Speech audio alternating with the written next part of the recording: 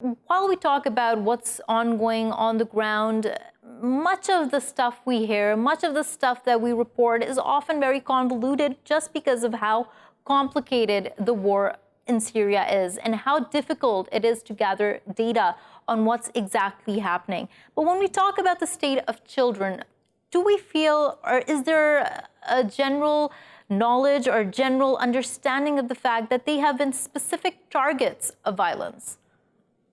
Well, I'm not sure in the idea that there have been specific targets of violence in the sense that they've been deliberately targeted by various belligerents in the conflict.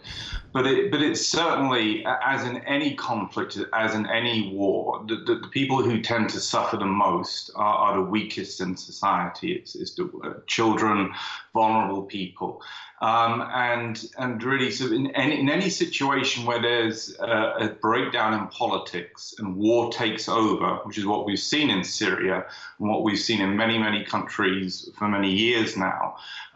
it is always the case that children will suffer terribly in the conflict and in the violence, even before sort of questions of deliberate targeting and so on. I mean, there's certainly been some incidences of some notorious incidents in Syria where children have been murdered on camera, for example.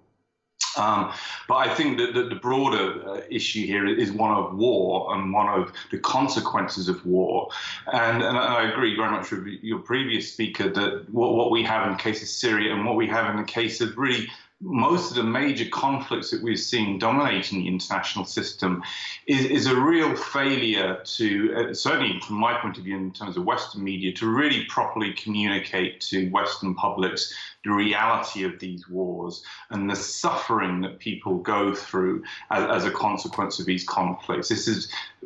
from Afghanistan through to Syria, these have become, for many people in the West, almost invisible wars where people they certainly don't understand the politics of the conflicts, but they also don't really see what is happening to people on the ground and to the children who are suffering in these conflicts.